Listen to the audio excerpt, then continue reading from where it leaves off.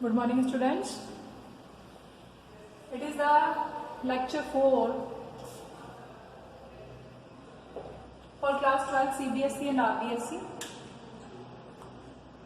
In fact, it is the NCERT solution of chapter 8. In chapter 8, we have discussed about the D and F block elements, specifically transition elements and the lanthanoids. देखिए, अभी हमने जब 8.35 question है, इस 8.35 question में वो आपसे ये पूछ रहा है कि you have to tell the, आपको कंपेयर करना है जनरल कैरेक्टरिस्टिक्स को, compare the general characteristic of the first series of transition metals with those of second and third series in the respective vertical columns. यानी आपके पास, आपने जब, मैंने आपको जब चैप्टर पढ़ाया था तो मैंने आपको कहा था, सबसे पहले हमने ट्रांजिशन एलिमेंट्स के बारे में पढ़ा था। तो ट्रांजिशन एलिमेंट में हमारे पास 3 सीरीज है, कौन कौन सी? 3D, 4D and 5D। मैंने यहाँ पर आपको अलग अलग लिखी है, देखिए, क्योंकि ये क्वेश्चन थोड़ा सा स्पेसिफिक है, बाकी इस टाइप के क्वेश्चन पूछे नहीं जाते, इतने बड़े क्वेश्चन पूछे नहीं जाते, लेकिन फिर भी हम उस क्वेश्चन को करेंगे। 3D सीरीज स्टार्ट होती है स्कैंडियम से लेकर जिंक तक, और इसका कॉन्फ़िगरेशन सभी को लाना है, लेकिन हमें इन दोनों की लान नहीं है, क्योंकि यहाँ पर तो आ जाती है लैंथेनाइड्स, ठीक है। तो वहां पर लैंथेनाइड जहाँ पे आते हैं, हमने लैंथेनाइड के अलग से पढ़े हैं। तो अब आप देखिए, मैंने यहाँ पर कॉन्फ़िगरेशन लिखा है, आप अपनी नोटबुक लें, जब आप इस वीडियो को देखें इस चीज को नोट डाउन करें, वैसे बुक्स में गिवन होगा। 3D सीरीज में कोई दिक्कत ही नहीं है। 3D सीरीज में हमारे पास 2 एक्सेप्शन है, एक क्रोमियम और एक कॉपर। ये आपको पता है कि वहां पर D4S2 होता है, तो स्टेबिलिटी के लिए D5 में आ जाता है और D10 में आ जाता है। Now come to the 4D series. 4D series starts from yttrium, zirconium, niobium, molybdenum, technetium, ruthenium, rhodium, palladium, argentum, cadmium. अब आप देखो यहाँ पर जो कॉन्फ़िगरेशन है, यहाँ पर किसमें गया था? यहाँ पर गया था इलेक्ट्रॉन 3D4S2। ओके, तो यहाँ पर ये इससे आगे वाला लेवल है, यहाँ से ही पता पड़ रहा है 4D सीरीज है, तो कौन सा D लेवल होगा? 4D होगा और 5S होगा, ठीक है। तो यहाँ तो कोई दिक्कत ही नहीं है, ये तो कॉमन कॉन्फ़िगरेशन है, जैसे ऊपर वाला था वैसे ही नीचे, लेकिन यहाँ से फर्क है। तो जो गोले, मैंने जो एलिमेंट्स सर्कल में किए हैं, इनको आपको लर्न करना है। लर्न तो क्या है, सिंपल है। देखिए, यहाँ से चेंज हो गया, यहाँ पर क्या हो गया? D4S1 हो गया। अब ऐसा नहीं कि क्यों हो गया, क्योंकि एलिमेंट्स तो बहुत सारे हैं, डिफरेंट टाइप के कॉन्फ़िगरेशंस हैं। तो नायोबियम का D4S1 है, इसका D5S1, इसका 6S1, इसका 7S1, इसका 8S1। ये आपको चारों ध्यान रखने हैं, नायोबियम से लेकर रोडमियम। दीज आर द एक्सेप्शंस, इनका इलेक्ट्रॉनिक कॉन्फ़िगरेशन एक्सेप्शनल है, ठीक है। और फिर है पैलेडियम। पैलेडियम देखिए, निकल, पैलेडियम, प्लैटिनम, ये जो तीनों एलिमेंट है, ये तीनों, यानी ये 3D का, ये 4D का, ये 5D का। तो 4D और 5D जो है वो अलग तरीके का कॉन्फ़िगरेशन शो करते हैं। यहाँ पर D10 हो जा रहा है, ये आपको लर्न करके रखना है, ये सबसे इंपॉर्टेंट है, ठीक है। इनका इसमें कुछ लर्न नहीं करना है, इसमें सब में सेम है, copper, Ag, Au, zinc, cadmium, mercury. इसमें आपको कुछ ज्यादा लर्न नहीं करना है। सिर्फ आपको जो ध्यान रखना है वो ये ध्यान रखना है कि यहाँ से नायोबियम से S1 रह जाता है, इलेक्ट्रॉन आगे खिसकते चले जाते हैं। यानी D3 तो होता ही है, एक इलेक्ट्रॉन इधर से आ गया तो ये 4 हो गए, 5, 6, 7, 8, और पैलेडियम में 10 हो गया। यहाँ पर 10S0 है, ये 10S1 होता ही, जैसा ऊपर था वैसे ही नीचे। 5D सीरीज में आपको क्या ध्यान रखना है? 5D सीरीज में आपको यहाँ पर ध्यान रखना है कि ये 5D है और ये 6S है, ठीक है, क्योंकि 5D सीरीज है तो 5D में जाएगा। यहाँ पर इलेक्ट्रॉन कैसे भरा गया है? यहाँ पर इलेक्ट्रॉन 5D और 6S2, जैसे क्रोमियम का जो ओरिजिनल होता है, ओरिजिनल का मतलब हम पहले कैसे भरते हैं? D4S2 भरते हैं, फिर उसके बाद एक इलेक्ट्रॉन टूट जाता है स्टेबिलिटी के लिए। इसको तो हम ऐसे एक्सप्लेन कर देते हैं, लेकिन ये यहाँ पर इस तरीके से शो करता है। तो टंगस्टन का, प्लैटिनम का, ठीक है, और AgAu तो क्योंकि यहाँ पर ये भी कैसा शो कर रहा है, ये भी एक्सेप्शन शो कर रहा है, तो AgAu भी। तो मैंने जिनको सर्कल किया है, ये आप बताएंगे इलेक्ट्रॉनिक कॉन्फ़िगरेशन में फर्स्ट सीरीज में क्या है और सेकंड थर्ड सीरीज में क्या है, ठीक है। First, second and third series मैंने तीनों के लिए बताया आपको डिफरेंस। क्लियर, समझ में आ गया, ठीक है। ये तो लर्न नहीं करना है, इसमें ऐसा कुछ है नहीं कि भाई ये वाला ऐसा शो क्यों कर रहा है। जहां पर कोई रीजन है वहां पर मैं आपको एक्सप्लेन करती जा रही हूँ। फिर उसके बाद है ऑक्सीडेशन स्टेट। अब ऑक्सीडेशन स्टेट आपको पता है कि कोई भी एलिमेंट्स जो है वो ऑक्सीडेशन स्टेट क्यों दिखाते हैं? ऑक्सीडेशन स्टेट का मतलब है लॉस ऑफ इलेक्ट्रॉन, और कोई भी एलिमेंट लॉस ऑफ इलेक्ट्रॉन कब करता है? जब उसका आईपी कम होता है, आयनाइजेशन पोटेंशियल कम होगा तो वो इजीली अपने इलेक्ट्रॉन को लूज कर देगा, ठीक है। तो जो 3D सीरीज है वो कौन सी ऑक्सीडेशन स्टेट दिखाती है? कॉमन ऑक्सीडेशन स्टेट की बात कर रही हूँ मैं, इंडिविजुअल एलिमेंट की बात नहीं कर रही। ये +2 +3 दिखाती है। लेकिन ये जो नीचे वाले एलिमेंट है ना, जितने भी आप देखोगे, ठीक है, सबकी बात नहीं कर रहे हैं हम, एक जनरल ट्रेंड की बात कर रहे हैं। अब जैसे AgF फॉर एग्जांपल, Ag तो AgCl बनाता है, AuCl3 बनाता है, लेकिन AuCl भी बनाता है। तो ऐसे तो क्योंकि variation oxidation, variable oxidation state है, तो ऐसे तो बहुत सारी होगी, लेकिन यदि कॉमन बात करें तो 3D के कंपैरिजन में, यानी जो 3D एलिमेंट्स है वो उनका ऑक्सीडेशन नंबर वो तो दिखाते हैं +2 +3, और 4D 5D जो है वो हायर ऑक्सीडेशन स्टेट शो करते हैं, ज्यादा ऑक्सीडेशन स्टेट शो करते हैं, ठीक है। तो अब आपसे यहाँ पर एक क्वेश्चन फिर से बन गया कि फर्स्ट सीरीज जो है या 3D सीरीज की ऑक्सीडेशन स्टेट जो है वो कम है, और इनकी oxidation state higher oxidation state show करते हैं, जैसे +5 6 7। तो ये हायर ऑक्सीडेशन स्टेट क्यों शो करते हैं? क्योंकि इसमें इलेक्ट्रॉन किस में जा रहा है, यहाँ पर इलेक्ट्रॉन जो जा रहा है, जिन भी इलेक्ट्रॉन्स में जा रहा है, जैसे यहाँ पर 4f आ गया, यहाँ पर 4f आ गया, ठीक है। तो यहाँ पर जो इलेक्ट्रॉन्स है 4f और 5, मतलब आप यहाँ पर ये कहेंगे कि यहाँ पर एनर्जी डिफरेंस लेस है, यहाँ पर एनर्जी डिफरेंस कैसा है, लेस है, और यहाँ पर एनर्जी डिफरेंस कैसा है, मोर है, ठीक है। तो जब एनर्जी डिफरेंस बहुत ज्यादा होता है तो बहुत सारे ऑक्सीडेशन स्टेट दिखाते हैं। वैसे तो यहाँ पर इस तरीके का क्वेश्चन वो आपसे पूछेगा नहीं, वो आपसे सिर्फ कंपेयर करा रहा है, तो आप ये बताएंगे कि 3D सीरीज +2 +3 दिखाते हैं जनरल में, और ये हायर ऑक्सीडेशन स्टेट दिखाते हैं। फिर आ जाइए आयनाइजेशन एंथैल्पी में। तो आयनाइजेशन एंथैल्पी में कैसा ट्रेंड है, इर्रेगुलर ट्रेंड है। इर्रेगुलर ट्रेंड क्यों है? क्योंकि इफेक्ट काम कर रहे हैं। देखो फर्स्ट सीरीज में भी हमने देखा था, 3D सीरीज के कंपैरिजन में 4D और 5D की यदि हम बात करें तो 3D में तो इलेक्ट्रॉन निकलता है, 3D में से इलेक्ट्रॉन किस में से निकलता है, S में से निकलता है, मतलब S इसमें से तो निकलता है D में से, और इसमें से निकलता है 4f और 5f में से। भाई 3D में से इसमें निकलेगा। यहां पर सेकंड वाली सीरीज में क्या है, 4D वाली सीरीज में क्या हो जाएगा, यहां पर यदि हम 4D और 5D सीरीज की बात करें तो देखिए यहाँ पर आयनाइजेशन एंथैल्पी जो हम बता रहे हैं, तो हमें आयनाइजेशन एंथैल्पी में ये बता रहे हैं कि हम पूरी 3D सीरीज की बात कर रहे हैं। तो 3D सीरीज में भी आयनाइजेशन, 3D सीरीज के कंपैरिजन में 3D सीरीज में कुछ एलिमेंट्स ऐसे हैं जिनका आयनाइजेशन एंथैल्पी कम है। जैसे फर्स्ट की बात करें तो यहाँ पर फर्स्ट आसानी से निकल जाएगा। यहाँ पर देखो ये क्या है, ये है D5S2, इसका आयनाइजेशन एंथैल्पी ज्यादा होगा, इसका आयनाइजेशन एंथैल्पी कम होगा, क्योंकि ये तो एक इलेक्ट्रॉन आसानी से त्याग देगा, ये इसके S जो है वो दोनों भरे हुए हैं, ये नहीं त्यागेगा। इसका मतलब एक सीरीज में कुछ एलिमेंट्स का आयनाइजेशन एंथैल्पी ज्यादा है, कुछ का कम है। सिमिलर इसी में 4D में भी सेम ऐसा ही है, कुछ इलेक्ट्रॉन त्याग देंगे, कुछ जैसे ये आसानी से त्याग देगा, ठीक है, ये इजीली त्याग देगा, ये इजीली नहीं त्यागेगा, ठीक है। तो 3D 4D और 5D तीनों में यही है कि जो आयनाइजेशन एंथैल्पी है वो एक कोई प्रॉपर ट्रेंड नहीं है, कुछ एलिमेंट का ज्यादा है, कुछ एलिमेंट का कम है। ये क्यों है?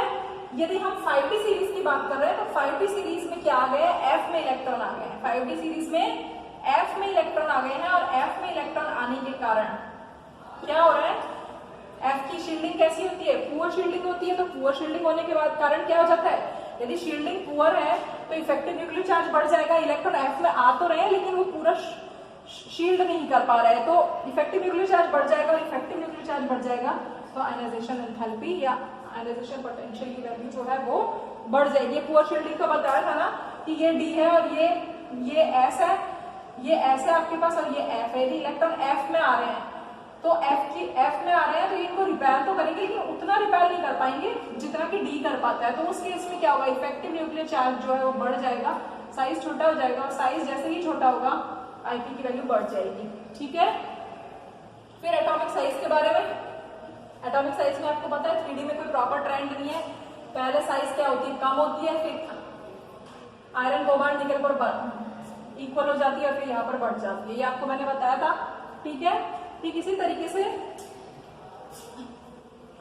यदि हम एटॉमिक साइज में यदि हम ये देखें 4D और 5D की बात करें तो देखो 3D से जब हम 4D में जाते हैं, ये मैंने रेडियस में भी बताया था कि जैसे ही हम 3D से 4D में, ये 3D है, 3D से जैसे ही हम 4D में जा रहे हैं क्या हो रहा है, शैल बढ़ रहा है। यदि शैल बढ़ रहा है तो क्या होगा, शैल इंक्रीज हो रहा है तो रेडियस भी इंक्रीज हो जाएगी, ठीक है। बट 4d से 5d में देखिए क्या हो रहा है, 4d से 5d में जेड इफेक्टिव बढ़ रहा है क्योंकि यहाँ पर इलेक्ट्रॉन्स बढ़ते चले जा रहे हैं। तो जेड इफेक्टिव का मतलब है कि इफेक्टिव न्यूक्लियर चार्ज बढ़ रहा है, इफेक्टिव न्यूक्लियर चार्ज बढ़ेगा तो रेडियस कैसा हो जाएगा, रेडियस हो जाएगा कम। ठीक है, साथ में यदि आप 5d को देखोगे तो 5d में इलेक्ट्रॉन किस में जा रहा है, f में जा रहा है। f की शील्डिंग कैसी होती है, पुअर होती है। तो यदि f की शील्डिंग पुअर, यानी ये दोनों इफेक्ट क्या कर रहे हैं, पुअर शील्डिंग ऑफ f और इफेक्टिव न्यूक्लियर चार्ज दोनों की रेडियस को कम कर रहे हैं। तो 4d और 5d के केस में आप देखोगे, देखो ऊपर से नीचे जा रहे हैं तो साइज बढ़ रहा है, लेकिन 4d और 5d में क्या हो रहा है, दोनों में शैल बढ़ने के कारण, शैल जो इंक्रीज हो रहा है, शैल तो इंक्रीज हो रहा है, शैल इंक्रीज होने के कारण क्या हो रहा है, साइज इंक्रीज हो रहा है, लेकिन इन दोनों इफेक्ट के कारण साइज कैसा हो रहा है, डिक्रीज हो रहा है। ठीक है, तो दोनों इफेक्ट से इक्वल हो जाने के कारण साइज कैसा हो जाता है, साइज जो है सेम हो जाता है। या फिर आप कह सकते हो कि लेंथराइड कॉन्ट्रैक्शन के कारण, लेंथराइड कॉन्ट्रैक्शन और शैलिंग दोनों के इफेक्ट बराबर होने के कारण 4d और 5d का साइज हमेशा कैसा रहता है, इक्वल रहता है। ये आपको ध्यान रखने की जरूरत है। ये क्वेश्चन 11th में भी था कि 4d 5d का साइज जो है वो सेम है, जबकि 3d से 4d में जा रहे हैं तो हम साइज बढ़ रहा है। ठीक है, नेक्स्ट क्वेश्चन देखिए 8.37, पहले इसको देख लीजिए फिर उसके बाद हमको सॉल्व करना है। उसमें आपसे पूछा है, अब की बार उसने क्या पूछा है कि फर्स्ट को आपको हैवी ट्रांजिशन एलिमेंट से कंपेयर करना है कि फर्स्ट में क्या क्या चीज है।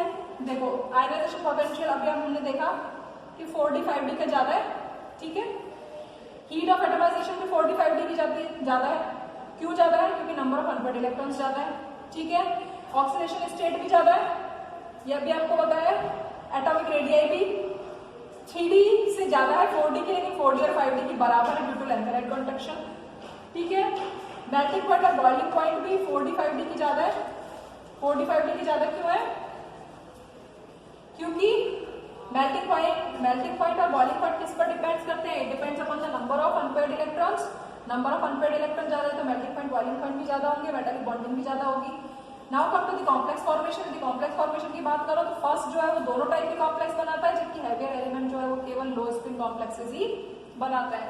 So you should be clear, ये सिर्फ लर्न करने का है। वैसे इसमें इतना ज्यादा लर्न करना कुछ नहीं है, जब आप 2-4 बार पढ़ोगे तो आपको ऑटोमेटिकली पता पड़ जाएगा। कोई वो बहुत स्पेसिफिक नहीं पूछेगा, वो एक जनरल टाइप पूछेगा। ठीक है, ये हो गया। Now come to the question number 36, 8.36।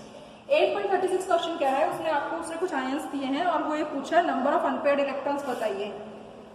ठीक है, मैं सारे एलिमेंट्स का नहीं कर रही हूँ, मैं 2-3 एलिमेंट्स का कर रही हूँ। जैसे फॉर एग्जाम्पल उसने मान लीजिए आपको कह दिया Mn+2, यदि उसने Mn+2 आयन दिया हुआ है तो अब आपको पता है Mn+2 का क्या है, 4s2 3d5। आपको be clear in your mind, वो 4d के एलिमेंट्स के बारे में बहुत कम पूछेगा। यदि 4d और 5d का पूछेगा तो वो इनका पूछेगा, बाकी वो जनरली क्वेश्चन जो आपका होगा वो 3d का होगा। या फिर वो आपसे लेंथराइड का स्पेसिफिक क्वेश्चन पूछ सकता है, क्योंकि लेंथराइड आपके कोर्स में है। तो आपने मैग्नीज का कॉन्फ़िगरेशन निकाल लिया, 4s2 अब +2 स्टेट में है, तो इसका मतलब इसमें कितने इलेक्ट्रॉन हो गए, 3d 5 हो गए। 5 का मतलब 5 अनपेयर्ड इलेक्ट्रॉन है, सिंपल। ठीक है, क्लियर। अब मान लीजिए,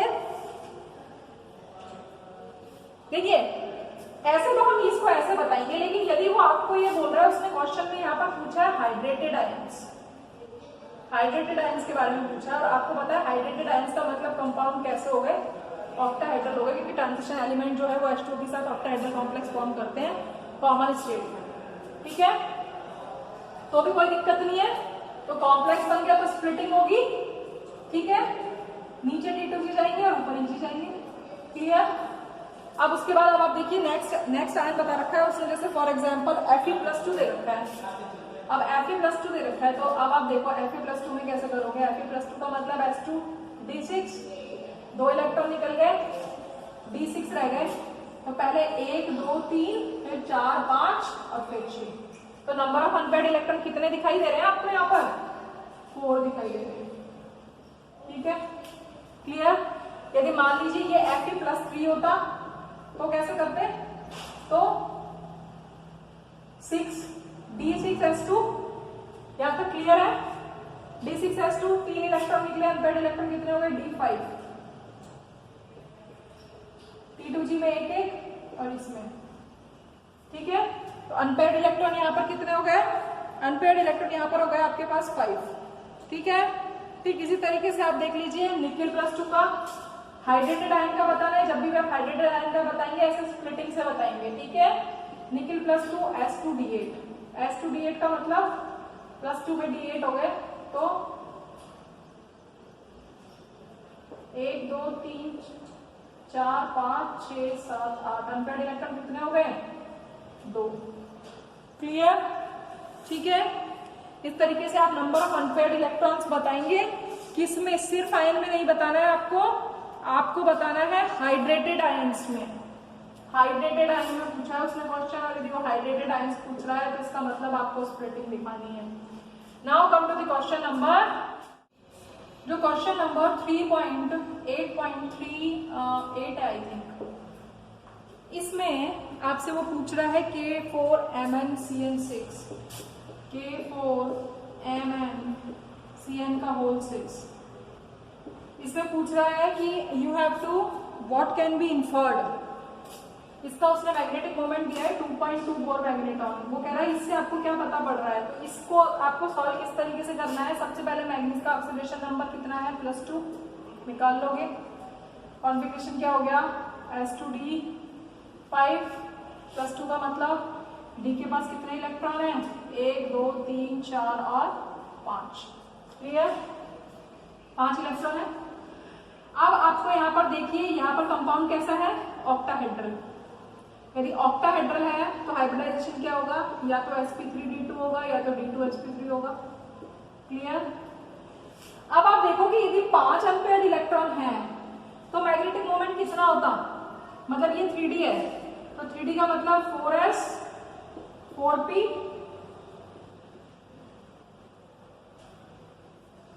3d 4s 4p और 4d।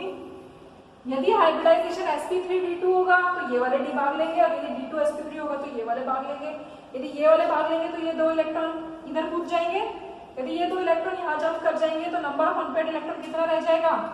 1 ही रह जाएगा। और यदि 1 रह जाएगा तो मैग्नेटिक मोमेंट, तो 1 यदि रह जाएगा, यदि इलेक्ट्रॉन्स, देखो आप ऐसे समझिए कि यदि ये वाला कॉन्फिगरेशन होता, अब आपको 2 चीजों से समझना है कि यदि हाइब्रिडाइजेशन ये वाला है sp3d2 है, ठीक है, यानी sp3d2, तो अनपेयर्ड इलेक्ट्रॉन कितने हो गए? 5। तो मैग्नेटिक मोमेंट कितना हो जाएगा? 5 5 + 2 यानी √35। और √35 का मतलब नियर अबाउट 5.9 बोर मैग्नेटॉन आ जाना चाहिए।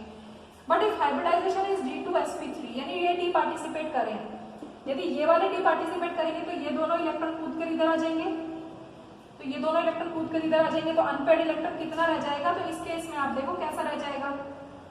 5 1 2 3 4 5। तो तभी तो ये डी पार्टिसिपेट कर पाएंगे, तो 1 ही रह जाएगा। और 1 ही रह जाएगा तो मैग्नेटिक मोमेंट कितना हो जाएगा?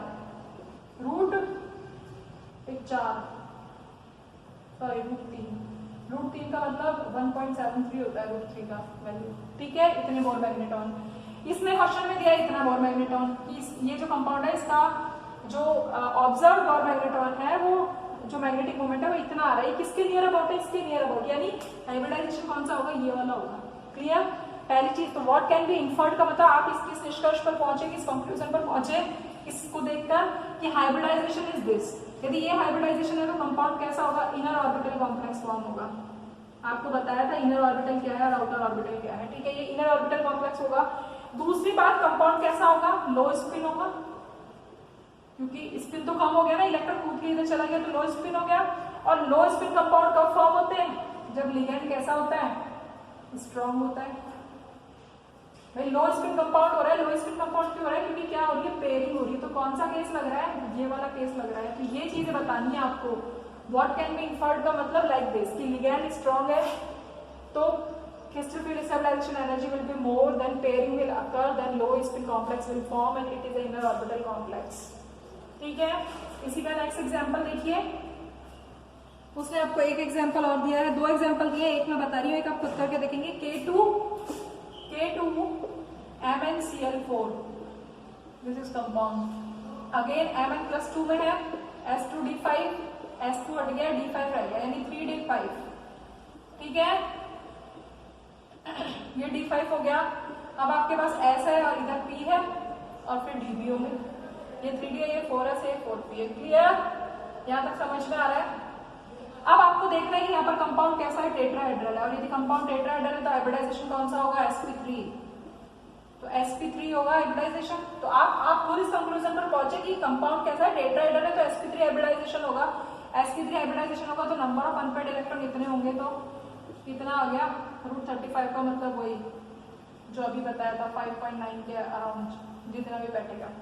ठीक है, ये हो गया क्लियर, यहाँ तक आ गया। तो ये चीज बतानी है कि हाइब्रिडाइजेशन यहाँ sp3 है, कंपाउंड कैसा होगा, हाई स्पिन होगा, और हाई स्पिन कंपाउंड कब फॉर्म होते हैं, जब कैसा होता है, लिगेंड जो है वो वीक होता है, लिगेंड कैसा होता है, वीक होता है। तो इस तरीके से क्वेश्चन को सॉल्व करना है। ठीक है, थैंक यू।